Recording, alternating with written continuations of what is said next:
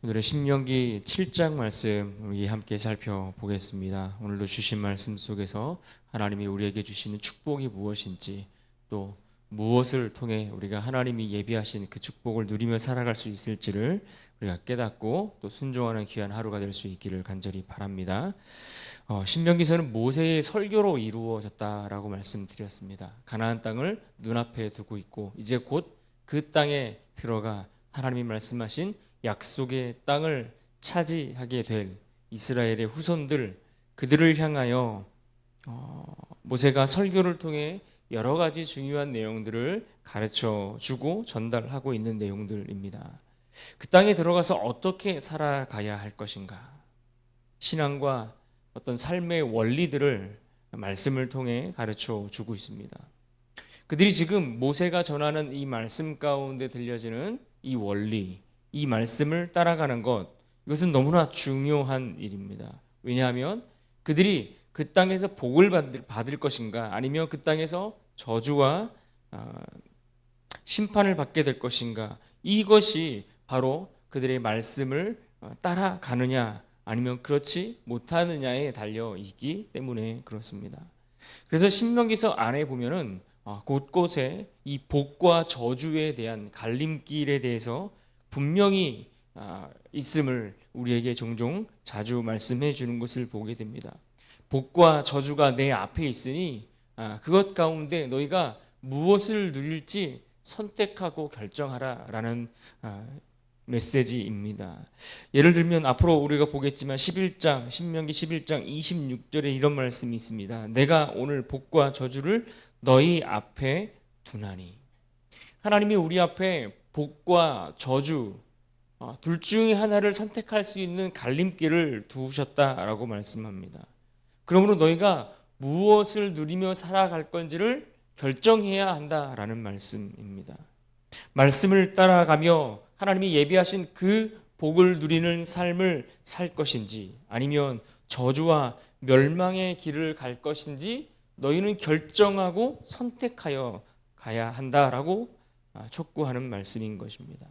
이미 앞에서 강조한 것처럼 이 말씀은 그렇게 이스라엘에게 선포됐고 전해졌지만, 그러나 이것이 그들에게만 국한된 말씀은 아닙니다. 오늘 여기에 있는 우리와 또 자녀들, 그리고 앞으로 오고 가는 모든 세대들을 향하여 하나님이 우리에게 명하시고 우리에게 예비하신 약속의 말씀입니다. 그러므로 우리가 이 말씀을 잘 듣고 어떤 길이 과연 하나님 앞에 복받는 삶의 길인지, 또 우리가 어떻게 할 때에 그 복이 아닌 오히려 하나님의 심판과 저주를 받을 수밖에 없는지 귀한 말씀 가운데 우리의 귀를 잘 기울일 수 있어야 할 것입니다. 그렇다면 오늘 말씀은 우리에게 무엇을 요구하고 있습니까? 1절을 보십시오. 1절에 이렇게 말씀합니다. 내 하나님 여호와께서 너를 인도하사 내가 가서 차지할 땅으로 들이시고 내 앞에서 여러 민족, 헷 족속과 기르가스 족속과 아모리 족속과 가나안 족속과 브리스 족속과 히위 족속과 여부스 족속, 곧 너보다 많고 힘이 센 7 족속을 쫓아내실 때에. 여기 보면 이스라엘이 가나안 땅에 들어가 그 땅을 차지할 것인데, 그 땅을 차지할 때에 그 땅에 살고 있는 가나안의 7 족속을 이스라엘이 몰아내게 하실 것이다. 그러니까 그들이 하는 것이 아니라 하나님이 하시는데, 그들로 하여금 이스라엘 족속들로 하여금 가나안에 살고 있는 7 족속을 몰아내게 하시겠다라고 말씀합니다. 그런데 어떻게 몰아내라 말씀하고 있습니까? 오늘 본문 2절 하반절에 보시면 이렇게 말씀합니다. 그때에 너는 그들을 진멸할 것이라. 그들과 어떤 언약도 하지 말 것이요 그들을 불쌍히 여기지도 말 것이며. 그들이 가나안 땅에 들어가서 가장 먼저 해야 할 일은 무엇입니까? 그것은 그 땅에 살고 있는 그 땅의 가나안 족속들을 몰아내는 것입니다. 그런데 그들이 가나안 족속을 몰아내는데 그들과 언약도 맺으면 안 되고, 그들을 불쌍히 여겨서도 안 되고, 그들을 진멸해야만 한다라고 말씀합니다.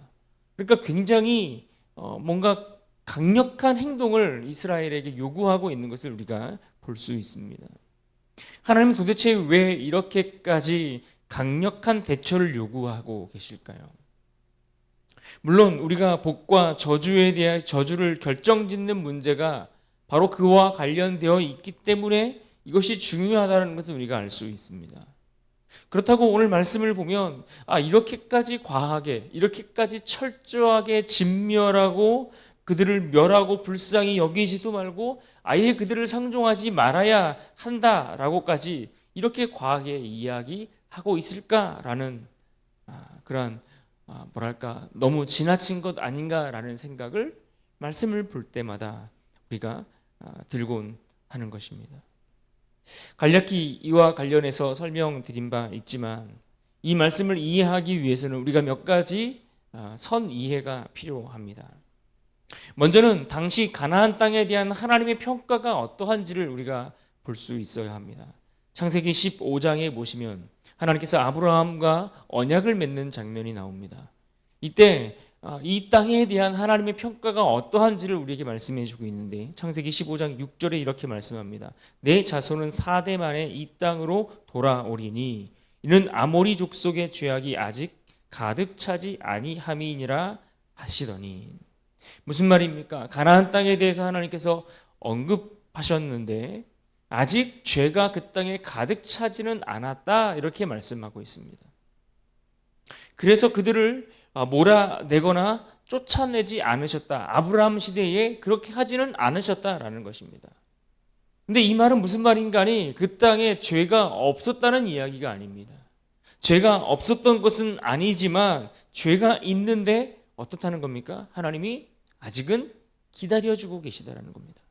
그들이 죄가 있는데 그들이 돌아오기를, 그들이 그 죄에서 떠나기를 기다려주시고 참아주고 인내하고 계셨다라는 것입니다.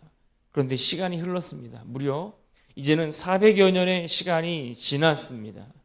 하나님은 기다리셨습니다. 그런데 그들은 그 죄악에서 떠나지도 않았고 돌아오지도 않았고 그 죄악이 여전합니다. 심지어 이제는 그 죄가 그 땅에 가득 차게 된 상황에 이르게 된 것입니다. 그래서 이제는 그 땅에 죄가 가득 차니까 하나님이 더 이상 기다려줄 수 없어서 그 죄를 묵과할 수 없는 그러한 지경에까지 이르게 된 것입니다. 그래서 그들을 심판하기로 하시는 것입니다. 그래서 하나님은 지금 이스라엘을 심판의 도구로 사용해서 그 땅에 사는 그 가나안의 족속들을 다 몰아내기로 하신 것입니다. 이스라엘 통해 그 땅을 몰아내시고 그 땅을 그렇게 진멸하기로 하시는 것입니다. 그런 의미에서 가나안 정복의 핵심은 무엇입니까? 그것은 언약의 땅 가운데에 있는 모든 죄와 악함에 대해서 몰아내고 쫓아내고 박멸하는 것입니다. 마치 소돔과 고모라 땅에 행해졌던 그 죄로 인한 하나님의 심판이 임했던과 같은 맥락에서 이해해야 한다라는 이야기입니다. 또 하나 우리가 이해할 것이 있습니다. 이것은 영적인 의미가 무엇인지 오늘 말씀 속에서 그 7족속을 언급하면서 말씀하셨던 그것들에 대한 영적인 의미가 어떤 것들이 있을지를 조금 생각해 볼 필요가 있습니다. 가나안의 7족속은 흔히 가나안에 살고 있는 족속이 7족속만 있었다는 이야기가 아닙니다. 가나안에 살고 있는 여러 더 많은 족속들이 있었지만 실제로 이 7족속은 가나안에 살고 있는 모든 족속들을 대표하는 족속이라고 볼 수 있습니다. 또한 가나안 족속을 통해 우리 마음속에 존재하는 옛사람의 어떤 죄악된 본성 이것들을 엿볼 수 있는 대목이 있습니다. 그래서 성경에 나오는 이러한 족속의 이름들이나 단어들을 그 의미들을 살펴보면 이것들이 우리에게 어떤 영적인 의미를 가져다 주는지를 또한 이해할 수가 있습니다. 예를 들어 헷 족속이 나옵니다. 이 헷 족속이 나오는데 이 단어의 어원을 찾아보면 이 헷이라는 이 족속의 이름은 원래 폭력이나 혼란으로 두렵게 하는 것, 때려서 누군가를 넘어뜨리는 것 이러한 것을 의미하는 단어를 가지고 있습니다.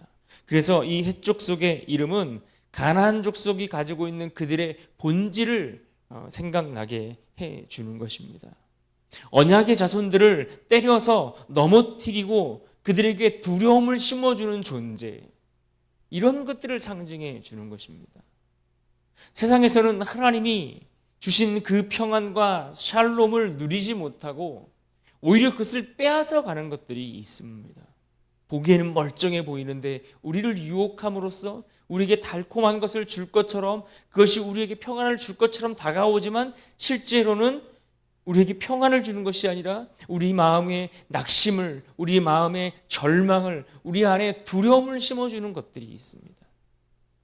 그런 것들을 상징해 준다고 볼 수 있습니다. 또 기르가스 족속을 좀 생각해 볼까요?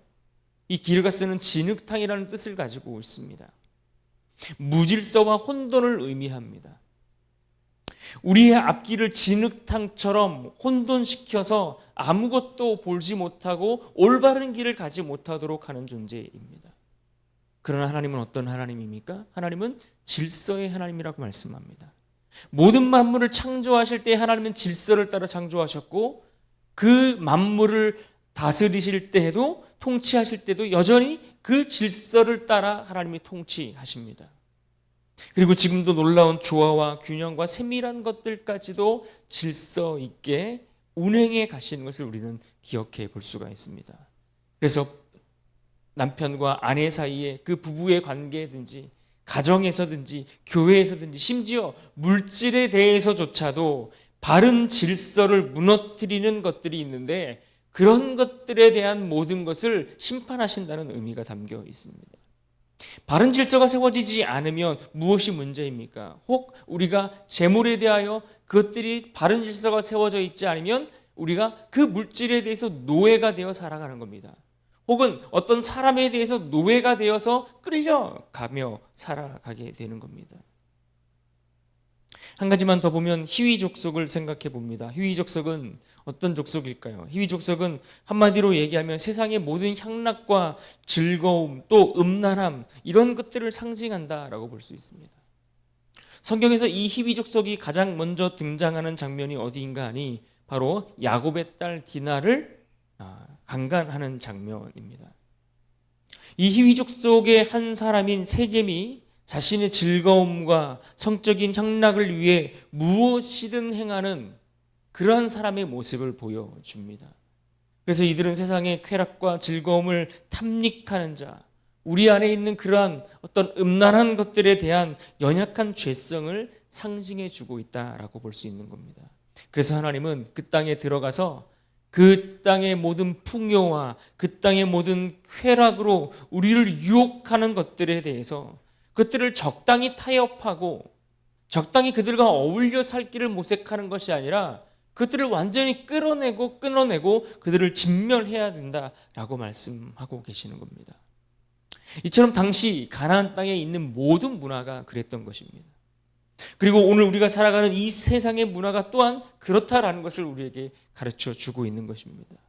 그래서 우리가 이 땅을 살아갈 때도 정신을 차리지 않으면, 혹 우리가 신앙의 중심을 제대로 갖지 않고 살아가면 무엇이 죄인지 모르고 그 죄를 따라가다가 결국 함께 그들과 멸망의 길로 갈 수밖에 없다라는 것입니다. 그래서 하나님은 그것들로부터 하나님의 백성들을 지키기를 원하시는 겁니다.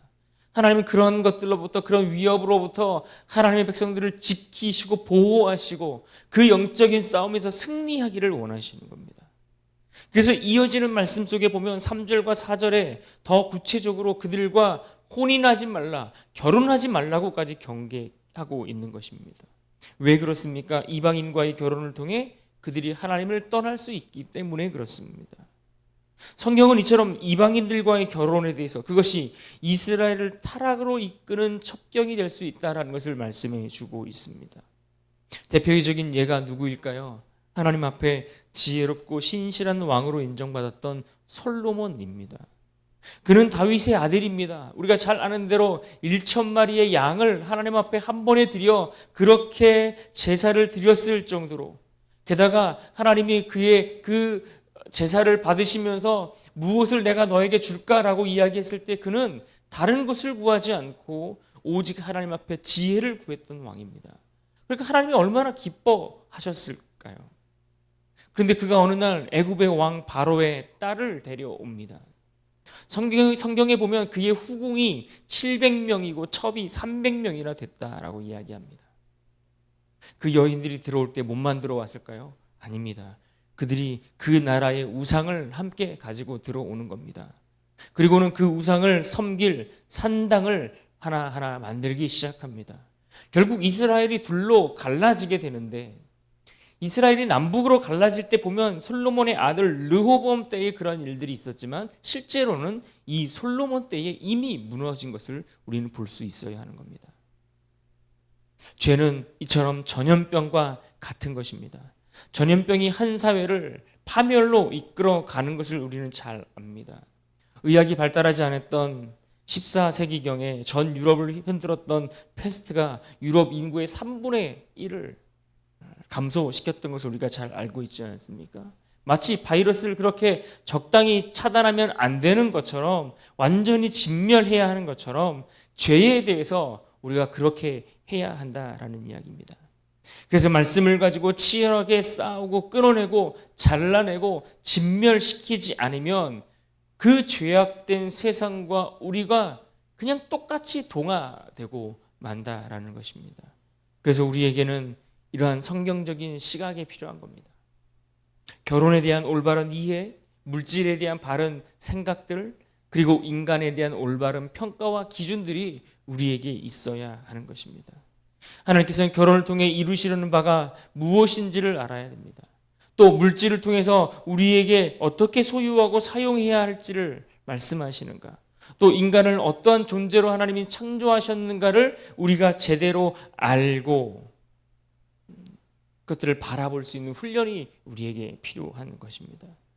그런데 오늘 본문은 그 땅의 거민들과 그 관계를 경계하는 것을 넘어 우상 숭배의 근원지가 되는 그것을 무너뜨려야 한다라고까지 말씀하고 있습니다. 5절을 보십시오. 오직 너희가 그들에게 행할 것은 이러하니 그들의 제단을 헐며 주상을 깨트리며 아세라 목상을 찍으며 조각한 우상들을 불사를 것이니라. 당시 대표적인 이방 종교였던 바할 종교, 그 특징이 무엇입니까? 그것은 음행입니다. 자기의 신을 만족해 하기 위해서 온갖 육체적인 음행을 행했습니다. 그래서 산당과 신전에는 수많은 창기들이 존재했습니다. 여기에 무너진 대표적인 사건이 계속해서 반복적으로 성경 속에서 소개되고 있는데 그것이 무엇입니까? 바로 민수기 25장에 나오는 바알부올 사건인 겁니다. 따라서 이스라엘과 가나안 족속과의 이 전쟁은 오늘날 성도가 치러 가야 할 영적인 전쟁과 그 성격이 매우 유사한 것을 우리가 보게 되는 겁니다. 그 영적 전쟁에서 그것을 피해갈 수 있는 중간지대가 우리에게 있지 않다라는 겁니다. 하나님 편에 서든지 아니면 그렇지 않음으로 하나님을 대적하는 자리에 있든지 그 둘 중에 하나로 선택되어 구분된다라는 것을 말씀해 주고 있습니다. 그렇다면 오늘 우리의 삶에 무너뜨려야 할 우상과 죄의 뿌리는 어떤 것들이 있을까요? 우리가 주일의 말씀처럼 성령을 의지해서 끊어내고 진멸시켜야 할, 그렇게 치열하게 싸워가야 할 싸움이 있다면 그것들은 어떤 싸움이겠습니까? 아직도 우리는 죄에 대해서, 세상에 대해서 적당히 타협하면서 그들과 함께 그렇게 어울려서 하나님의 말씀과 상관없이 그렇게 그냥 섞여서 살아가기를 원하고 있지는 않습니까? 사도 바울이 그의 아들과 같은 디모데를 향해서 했던 말씀을 우리는 기억해야 합니다. 디모데후서 2장 3절과 4절에 이렇게 말씀합니다. 너는 그리스도 예수의 좋은 병사로 나와 함께 고난을 받으라. 병사로 복무하는 자는 자기 생활에 얽매이는 자가 하나도 없나니 이는 병사로 모집한 자를 기쁘게 하려 함이라. 하나님이 우리를 예수 그리스도의 좋은 군사로 부르셨다는 겁니다. 그래서 우리를 부르신 그 하나님을 기쁘시게 하기 위하여 우리를 만족해 하려는 그 생활에 얽매이지 않고 세상에 대하여 그 싸움을 당당히 싸워 나가야 한다라고 말씀합니다. 그런데 오늘 말씀을 잘 보시면 이 말씀 가운데 우리를 이렇게 치열한 싸움으로 부르신 이유가 무엇인지를 말씀합니다. 그 말씀은 8절에 이렇게 소개했습니다. 여호와께서 다만 너희를 사랑하심으로 말미암아. 그러니까 하나님이 우리를 사랑하셔서 그 영적인 싸움을 싸우게 하신다라는 거예요. 왜냐하면 그 영적인 싸움을 통해서 우리를 지키고 보호하기 위해, 왜요? 우리를 사랑하시기 때문에. 그러므로 그리스도인으로서, 성도로서 이 땅을 살아갈 때에 적당히 살아가면 안 된다는 겁니다.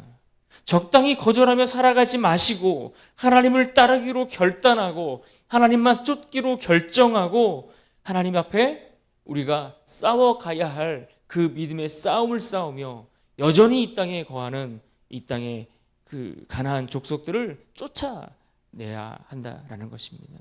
그런데 그것은 오늘 1절에서도 말씀하셨던 것처럼 그 민족을 쫓아내실 때에, 그 족속을 쫓아내실 때에, 그러니까 이스라엘이 쫓아내는 것이 아니라 하나님이 쫓아내실 때에 라고 표현하고 있지 않습니까? 하나님이 그렇게 하시겠다라는 겁니다. 그래서 우리가 기억해야 할 말씀이 있습니다. 21절에 하나님이 우리에게 이와 같이 말씀합니다. 21절 말씀을 같이 한번 읽어볼까요? 21절입니다. 함께 읽습니다. 시작. 너는 그들을 두려워하지 말라. 너희의 하나님 여호와 곧 크고 두려운 하나님이 너희 중에 계심이니라. 아멘. 뭐라고 말씀합니까? 두려워하지 말라 말씀합니다. 그 땅에 들어가서 그 많은, 우리보다 많은 그 가나안 족속들을 쫓아낼 수 있을까? 그렇게 염려하지 말라고 했습니다. 그 때문에 두려워하지 말라는 겁니다. 왜요? 너희 하나님 여호와 크고 두려우신 하나님이 너희 중에 계시기 때문이다 라고 말씀합니다. 그 크고 두려우신 하나님이 우리와 함께 하시니 너희가 두려워하지 말고, 이 악한 영들에 대하여 두려워하지 말고 믿음의 그 영적인 싸움을 싸워가는 것을 중단하지 말라라고 말씀합니다. 우리가 이 말씀을 기억하고 붙들므로 이 하루도 우리가 싸워가야 될 그 신실한 믿음의 싸움을 잘 싸워가면서 우리의 신앙과 믿음의 그 길을 온전히 잘 걸어갈 수 있는 우리 모두가 될 수 있기를 주님 이름으로 축원합니다.